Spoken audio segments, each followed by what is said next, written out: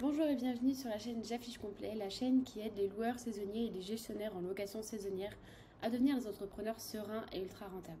Aujourd'hui, je vous partage cette vidéo pour qu'on parle de facturation propriétaire. Si vous êtes gestionnaire dans la location courte durée, c'est certainement un sujet auquel vous faites face. Et le retour qu'on me fait, c'est que c'est souvent d'une douleur sans nom. Et c'est pour ça que j'ai envie de vous en parler. Pourquoi je vous en parle aujourd'hui? Parce que j'aimerais juste vous présenter ce que nous, on propose à nos clients, ce qu'on a développé, ce qu'on a mis en place pour peut-être vous donner des idées ponctuelles parmi des choses qu'on a pu faire qui pourraient vous inspirer, qui pourraient vous aider à améliorer ce que vous avez vous-même mis en place, ou même vous donner l'idée d'utiliser cette façon de faire. Donc, on rentre dans le vif du sujet, je vous présente notre outil qu'on utilise pour la facturation propriétaire. Cet outil, on l'utilise sur Excel pour une raison simple qui est que Excel est quand même plutôt universel. C'est quelque chose qu'on peut tous utiliser, on peut facilement avoir des outils qui permettent d'ouvrir des fichiers Excel, donc ça permet de le rendre partageable à tous, simple à partager et simple à utiliser. Maintenant, comment cet outil structure? On a 3 onglets de base de données, on va dire, de gestion, qui sont structurels et hyper importants. Et c'est ça aussi la force du fichier, et c'est ça que je vous recommande de faire, c'est éviter la double saisie, la triple saisie, ou voire même pire. Pourquoi? Parce que dès qu'on a un changement, on se retrouve avec un travail colossal à faire pour aller changer partout. Je prends l'exemple de la base client. On peut, en tant que gestionnaire, avoir un client qui possède plusieurs biens, voire parfois beaucoup de biens. Si le client décide de changer d'email, c'est une douleur sans nom d'aller changer ça dans chacun de ses biens. Donc, le fait d'avoir mis en place une base client, ça permet de noter les informations clients. En un clic, on change une information si elle change, ça se répercute sur tous les appartements. On a ensuite la base appartement qui est un peu dans le même esprit, c'est avoir mis en place une base qui répertorie tous les éléments clés de l'appartement et quand on le change, ça change partout. Comme ça, on n'a plus besoin de se poser la question, plus besoin de vérifier, double vérifier, est-ce qu'on a bien pensé à tout changer. Et le dernier onglet, qui est un onglet central bien sûr, c'est l'onglet des réservations, ce sur quoi on base la facturation. Cet onglet-là, il peut être issu en fait d'un export du Channel Manager. La plupart des Channel Managers proposent des exports, donc c'est tout à fait possible de le mettre en place. Si jamais on a un volume de réservation faible, on peut aussi venir recopier les informations, mais c'est pas forcément l'idée de ce fichier. L'idée justement, c'est de facturer en 5 minutes. En 5 minutes, c'est fait, on passe à autre chose et on perd pas de temps par rapport à cette tâche qui peut être quand même assez fastidieuse.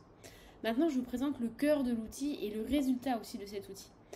Cet outil permet de livrer un onglet, donc un fichier qu'on peut exporter en PDF, en Excel, peu importe le format, un fichier par appartement, par bien, dans lequel on retrouve toutes les informations. Et les informations clés, les informations pour soi en tant que gestionnaire, de se remémorer effectivement toutes les informations clés du bien, les coordonnées du client, le compte de résultat à titre indicatif, en tout cas les données centrales pour la facturation, un récapitulatif aussi de la performance parce qu'il ne faut pas oublier aussi que nos propriétaires sont vraiment friands d'avoir des informations sur leur performance, de savoir effectivement ce mois-ci est-ce que l'occupation était bonne. En tant que propriétaire on peut s'en rendre compte, on peut le voir, mais c'est souvent une vision assez lointaine et c'est souvent beaucoup d'énergie pour aller voir est-ce que oui ou non ce mois-ci était meilleur que le mois dernier, comment ça s'est passé. Donc c'est souvent des informations qui sont appréciées en tant que propriétaire. Et puis la liste exhaustive des réservations enregistrées. Ça, de nouveau, c'est intéressant pour tout le monde. En tant que gestionnaire, de se dire, voilà, je partage en toute transparence toutes les réservations qui ont concerné la facturation, et en tant que propriétaire, d'avoir justement ce partage en transparence. Et puis, chacun peut retrouver ses informations clés. Parce qu'en tant que gestionnaire, on va être intéressé aussi par les revenus bruts, des choses très macro, les lignes globales de commission, de taxes de séjour. Mais en tant que propriétaire, on s'attache aussi parfois à des réservations beaucoup plus micro, à des informations beaucoup plus micro. De se dire, cette réservation, j'ai reçu combien? Ah, super. Mon gestionnaire me dit que j'ai reçu 102,70 €. Moi, de mon côté, j'ai aussi bien vu le virement de 102,70 €. Super, on parle de la même chose, on parle la même langue, même si on ne regarde pas les mêmes chiffres. Finalement, on parle quand même de la même chose. Et ça, c'est toujours rassurant et c'est vraiment fluide dans la relation en fait entre gestionnaire et propriétaire. Et donc dans cette structure de fichier, il y a un onglet par bien. La puissance aussi de ce fichier-là, c'est qu'en un clic, quand on va dans l'onglet total et qu'on déclenche la mise à jour, ça met à jour toutes les factures, ça prend 2 minutes, c'est automatique et ensuite on n'en reparle plus et ça c'est vraiment vraiment serein plutôt que d'aller faire des comptes à la main pour chaque bien, se dire ok combien de réservations, je recopie, je note, ça peut être vraiment extrêmement long de devoir faire ça. Ensuite il y a une autre vision qui est plus intéressante pour le gestionnaire du bien finalement, c'est une vision un peu totale. Parce que quand on est gestionnaire de biens, on gère un nombre qui est parfois conséquent de biens avec différents propriétaires et on peut avoir aussi soi-même besoin de cette vision-là, de se dire au global, comment ça s'est passé pour moi. Et donc là, on a cet onglet-là. Alors après, c'est vraiment des choses qui sont modulables. Encore une fois, c'est plutôt une banque à idées là que je vous propose que la solution parfaite à mettre en place. Mais on peut avoir là différentes informations qui peuvent être importantes pour soi en tant que conciergerie ou gestionnaire. Donc les revenus sur lesquels on a appliqué la commission qu'on a reçue en tant que gestionnaire, les frais de ménage qui ont été appliqués, la taxe de séjour, ce que le propriétaire a reçu aussi, ça c'est très intéressant d'avoir cette vision-là pour le propriétaire, et puis quelques informations clés sur la performance. Et donc maintenant vous allez me dire, mais pourquoi du coup cet outil, pourquoi plus qu'un autre? Sincèrement, c'est pas tant l'outil qui a une finalité, c'est plus ces petites choses autour qui permettent de rendre la facturation fluide. Les points clés pour moi, c'est automatiser les choses, rendre les choses automatiques et rapides. Comme je vous disais tout à l'heure, la saisie des réservations qui remonte automatiquement, on met son export de réservation, on met ici les informations de sa base appartement. Si jamais vous avez vu une autre vidéo aussi que j'ai pu proposer par rapport à la gestion, à la centralisation des données dans Monday, on en parle aussi de ce sujet-là, de se dire centralisons tout. Alors moi je parle de Monday parce que c'est un logiciel que je connais, mais il y en a bien d'autres, mais tout centralisé. Et là on pourrait aller encore plus loin par rapport à ce fichier, se dire ok, dans mon logiciel j'ai toutes les informations de mes appartements, je fais un export, je l'importe ici en début de facturation, et comme ça je me pose pas la question. Quand un client me dit le ménage finalement ça a changé, X ou Y raison, ou alors la ville m'alerte que la taxe de séjour a changé, je le change à un seul unique endroit et ensuite j'applique ça dans tous mes outils, et ça c'est vraiment vraiment confortable.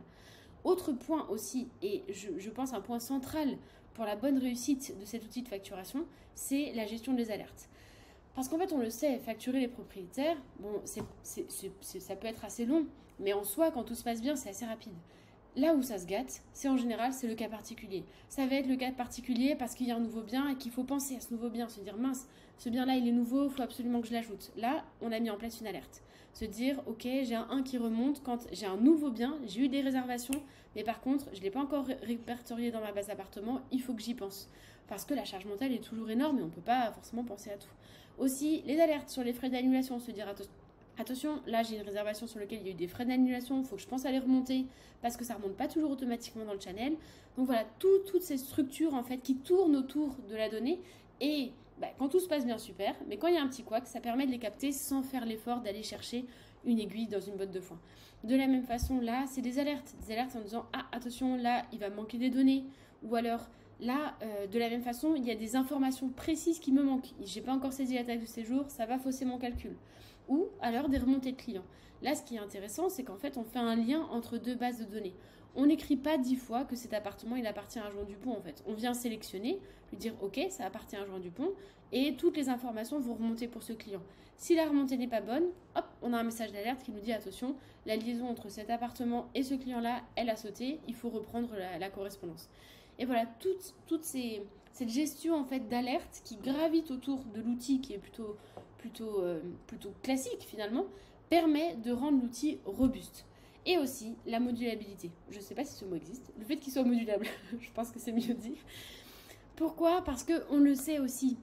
Quand on gère des biens en location courte durée, ça bouge tout le temps. On peut avoir des biens qui se lancent, des biens qui s'arrêtent, des biens qui se mettent en pause. On peut avoir des clients qui vendent à d'autres personnes, mais on continue la gestion.